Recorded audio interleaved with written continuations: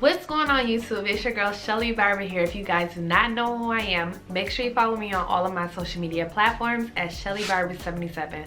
I want to thank all of my pre-subscribers for subscribing to your girl's channel, even though I did not post any content. So I apologize to you guys and thank you so much for all of your support. But your girl is finally here, and on YouTube, you guys, I'll be discussing a lot of business topics, money management topics, and also giving you guys a first-hand look on what it takes to be a millionaire. Because you know, your girl trying to be successful, and I want to bring you guys along that journey as well. So if that's something that interests you, make sure you go ahead and subscribe to your girl's channel. So as you can tell from the title today, I'll be giving you guys the 14 tips on how to become a homeowner. I want to put a disclaimer out there, you guys. I am no expert at all, and I'll be giving you these tips based on my current experience. But before I do that, I want to give a big shout out to Rixch. Go ahead and shop his clothing line, and I will be linking his contact information down below so you can be able to follow up with him about buying some of his clothes. All right, so let's go ahead and get started into step number one. So step number one, you guys, is basically figuring out if this is a good situation for you. Buying a home is going to be your most biggest financial decision. And for me, buying my home 2 years ago, it has been the best decision in my life. It has been very stressful, but it also has so many different rewards. And I felt like going through the process of buying a home, I just kind of felt like it was preparing me for my journey anyway, because I always wanted to get into real estate. So it allowed me to see different things and learn different things while I was in my home. So I definitely feel like, you know, I made a great decision, but truly evaluate your finances during that time, and also make sure, like I said, it's the right time for you. Another thing to note when you first are getting started, make sure you have some money saved up, because I know a lot of people that do not have nothing saved up and they just want to start looking for properties, and that's not how it's gonna work. So definitely have at least $20,000 saved up, and the only reason why I say that is because that's how much I had saved, and that was towards my down payment. It helped me furnish my home, plus it allowed me to have some money for any repairs or anything that did went wrong in my house. So that was super helpful to have that much cash on hand, so I can be able to get all that stuff done and I don't have so much stress on my plate. So I definitely feel like you guys should do that as well. So once you figure out if this is a good situation for you and you got some money saved up, that's when you want to go into step number two. So step number two basically will entail you making sure your credit score is good and also making sure your income is good as well. So with your credit score, you have to make sure that it's at least 620. And a lot of first-time home buyer programs actually will assist you with getting your credit up to that point, but you definitely have to reach out to them and let them know your situation. Another thing to note is for your income, you need to be making at least 30K per year, and that's the minimum. But that also depends on what area you're in as well. So for me, I'm in upstate New York. So like I said, definitely reach out to banks and also first-time home buyers programs to figure out what is the minimum income requirement. Now, I know you guys are probably thinking $30,000, like that's not enough, especially during this pandemic. I do not suggest anybody to only be making 30K per year and expecting to buy a house. But like I said, that's truly up to you. For me personally, I would definitely say around 50 to 60K. And if you're a couple, at least about like, you know, 60 to even 80K, I think will be a really good amount, like I said. But for me personally, you guys, you have to know the amount of money you make is also will determine how much mortgage you'll be able to get as well. So the less money you make, the less mortgage you'll get. So like I said, it really just depends on your situation. So after you get your income together and you also get your credit score right, that's when you want to go into step number three. So step number three will entail you actually going through the first time home buyers program. So figuring out if that's going to be a good situation for you. So for me personally, I did not go through the first time home buyers program, but I did go to the info session.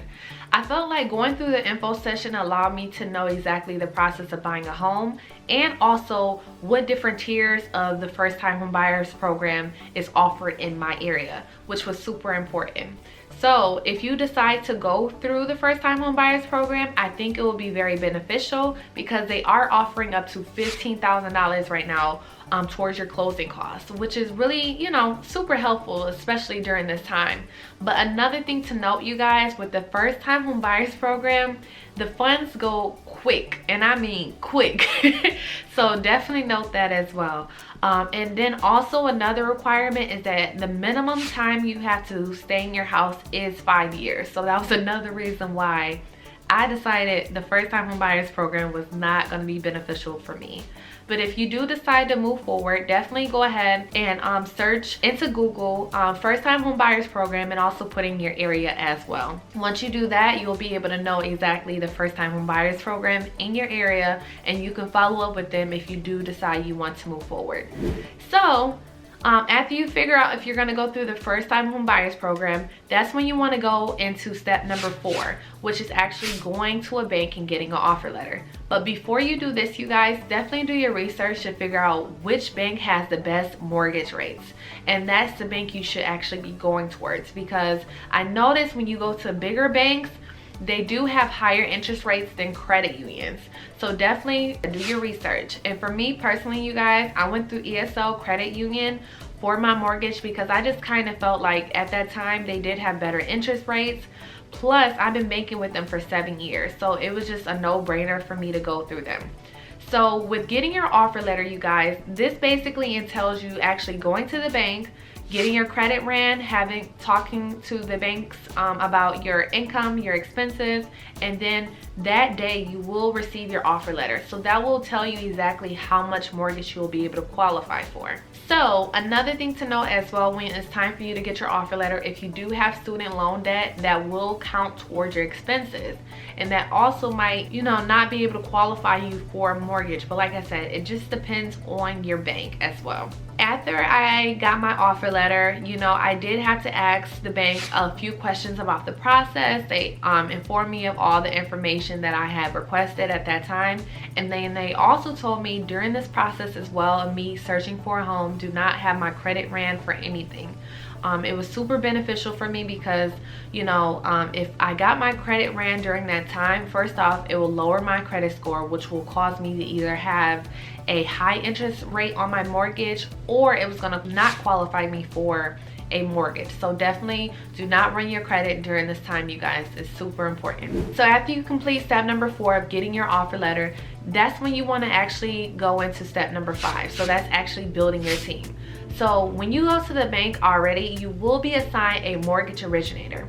So a mortgage originator basically is a person that will be collecting all of your income information, you know, requesting a lot of different documents from you, such as like your W-2s. They'll be asking for a few of your tax returns. They will also be evaluating your bank statements as well, and all this different types of information. They'll also be completing an itemized sheet for you when you do find a property that you like. So an itemized sheet basically will entail the price of the home, it'll entail the PMI information, the taxes on the home, and also give you a better understanding of what the mortgage payment will be per month. And then the next person you have is your realtor. So your realtor will be basically helping you navigate through the housing market. So that person you will be finding on your own.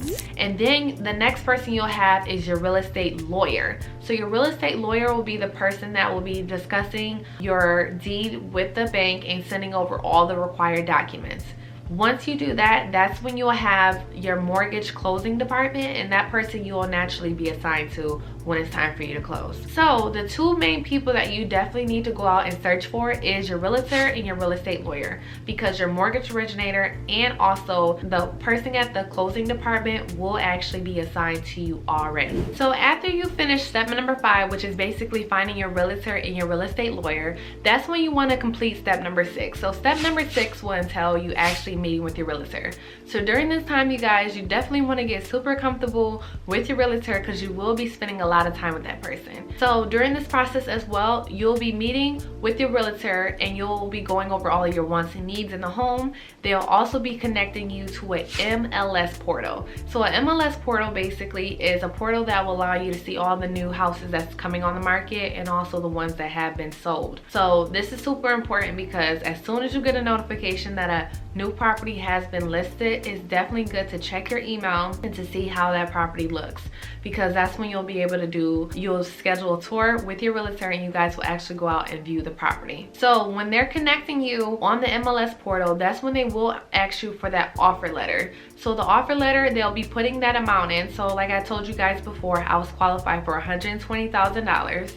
So my realtor put in that amount. She also put in the area that I wanted to live in, also if I wanted a garage and all those different components, just because she doesn't want me to be viewing properties that doesn't have those qualifications, which was super nice. Another thing to note as well, you guys, when you are looking at a realtor, make sure that they're well connected too, because my realtor, Judy, she knew electricians, she knew plumbers, which was super helpful because I had to have some work done on my house, and with her referrals to those people, I was able to get a lot of that work done through the people that she actually referred me to. So then after you guys get connected with the MLS portal, you guys have your meeting, that's when you're able to actually start looking for properties. So what this entails is basically, like I said, you'll be getting a lot of email notifications from the MLS portal letting you know that houses are available. So step number 7 is the best and the most funnest part, but also very stressful because you are going to be a little disappointed once you want to go into a property and view it and then find out that somebody already bought it.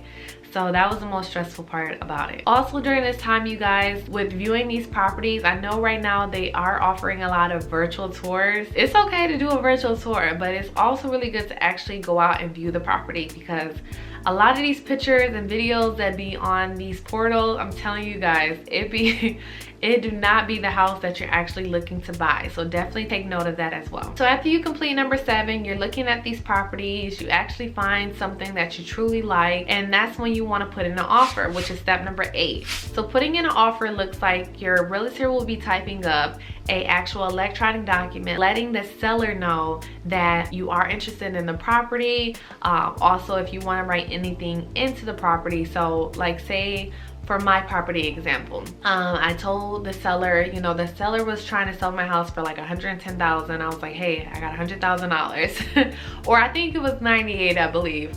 So I told them I have $98,000 for the property, and I also want the refrigerator that's there, I also want the stove that's there, you know, and writing those things in. So once my realtor wrote up that electronic document, they were able to send it over to the seller, letting them know. Also in that offer as well, they will put the realtor's information, your real estate lawyer's information, and you'll also need to send over a deposit as well. So with the deposit that I sent over, I think it was about $2,000. So when you actually send over a deposit, it's not going directly to the seller yet. It's going into an escrow account with your bank. So once you send that deposit over to the seller, you're basically letting them know that you're truly serious about buying the property. So after you put in your offer and it does get accepted, so the seller has 3 decisions. They can either accept your offer, which is really good, and you can be able to move forward with the next steps. If the seller does not do that, then they can reject your offer, which basically means they have someone else in mind. Or they can counter offer you. So say if a property is like, for an example, $110,000, and you told the seller, hey, I'm only willing to pay $100,000. Then the seller can come back and tell you like, hey, I don't want to accept $100,000. How about $105,000? And like I said, you guys can keep continuing to go back and forth until either one person rejects or you get your offer approved. After you get your offer approved, that's when you want to actually send that information over to your mortgage originator so they can be able to complete that itemized sheet that I told you guys about before. So with completing the itemized sheet, it will also let you know exactly what your mortgage payment would look like if you decide to continue to move forward. After you complete step number 8 of submitting an offer and also getting your offer accepted, that's when you actually want to go into step number 9. So once your offer is accepted, you will need to complete an inspection for your home. So during this time, you guys, if you do have any contractors, electricians, or plumbers, definitely take them with you, you guys, because, you know, even though the inspector is supposed to be doing their job, sometimes they do miss a few things. So if you have people like that, it's good to have them with you because they can be able to let you know if they do see any problems as well. So with the inspection fee, you guys, it ranges from $250 to $400. So it also depends on your area as well. and this is the person that you will be hiring yourself as well. So during the inspection, you guys, inspector will be telling you a lot of information about your home. So they'll tell you the age of your roof, age of your water heater, the age of your furnace, if there are any electric problems, if there are any issues or safety issues involving with your house. So once the inspection is completed, they will send you over their paperwork within 24 to 48 hours, and they'll also be sending that information over to the bank as well. So then once you complete your inspection, which was step number 9, that's when you want to move into step number 10. So step number 10 will entail you moving forward, or you getting those things repaired, or you can ask for money towards your closing costs. So you guys, during this process, I believe that it's best to just get money applied towards your closing costs, because sellers will offer to fix those things and provide receipts at the closing table. But like I said, you guys, I went through that experience and I would never do that again. ever again. And the reason why is because I thought the seller actually fixed the atmosphere pipe in my house, and I found out that they actually didn't. So what they ended up doing was actually putting concrete to fix the leak that was going on with the atmosphere pipe, instead of actually pulling it out completely and actually replacing it. So it's definitely good just to ask for money towards your closing costs, or what they'll try to do is give you a home warranty.